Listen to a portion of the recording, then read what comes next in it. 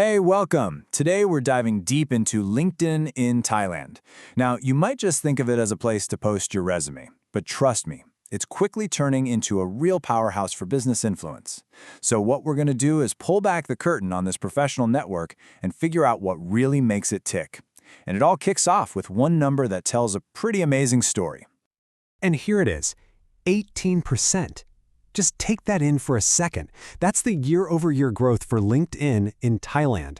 You know, a number like that tells you something big is going on. This isn't just slow and steady. This platform is hitting a massive growth spurt, pulling in Thailand's professionals at a wild rate. And all that explosive growth, pushing the user count past 6 million. Well, it brings us to the big question for today. Who are these people, really? What do they do? What kind of power do they hold? That's exactly what we're here to unpack. Okay, so first, let's just zoom out and get the lay of the land. Now, while LinkedIn is what you'd call a niche platform in Thailand, its crazy fast expansion means it's a network you absolutely cannot afford to ignore. I mean, look at these numbers. We're talking about a jump from 5.9 million to over 6.3 million users just within 2025. That is hundreds of thousands of new professionals jumping into the mix in a single year. That's a scale that really starts to make waves in the market.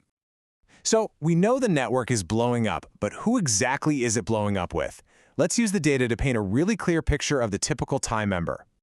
And wow, this age breakdown tells you almost everything you need to know. More than half the users, a whopping 53.4%, are between 25 and 34. So let's be clear.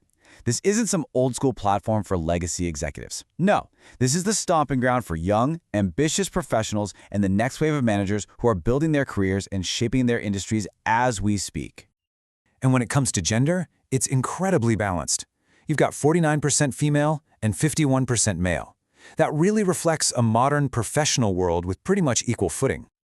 All right, so we've got their age and the gender balance down. But what about their professional lives? Because this is where we get to the real source of LinkedIn's power. Who these people are at work and the kind of influence they have. The top industries here tell a very clear story. You see a huge concentration of white-collar, skilled professionals. We're talking corporate services, IT and tech, finance. These are the engines driving Thailand's modern economy. This is a network of knowledge workers, plain and simple. But this right here, this is the killer stat. Seriously, let this one sink in for a minute. 4 out of every 5 members on LinkedIn are involved in driving business decisions. This means you're not just scrolling past a list of employees. You are looking at a directory of the people who actually call the shots. And that concentration of influence, that is exactly why LinkedIn has this reputation as the top platform for B2B, or business-to-business marketing. I mean, when you have that many managers, executives, and founders all in one spot, it becomes the most direct route to reach the people who make things happen. But wait, there's another layer to this profile. It's not just about their jobs, it's also about their cultural and economic profile. We're talking about a very, very specific slice of Thai society here. Take language, for instance. Sure, the platform officially supports Thai, but in practice, the real language of business, the one you see in posts, articles, and networking, is overwhelmingly English.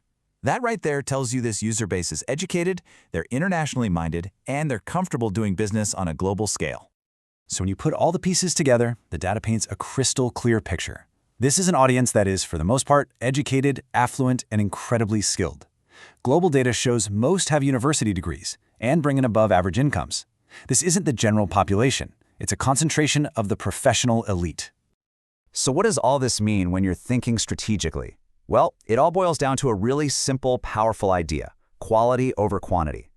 The real value of LinkedIn in Thailand isn't about its total size, it's about the very specific, very influential nature of who's on it.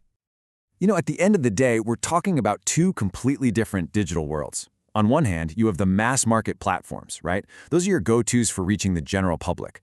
But on the other hand, you have LinkedIn, a super focused, curated network of B2B decision makers. They're built for totally different goals. And that is the LinkedIn advantage in a nutshell.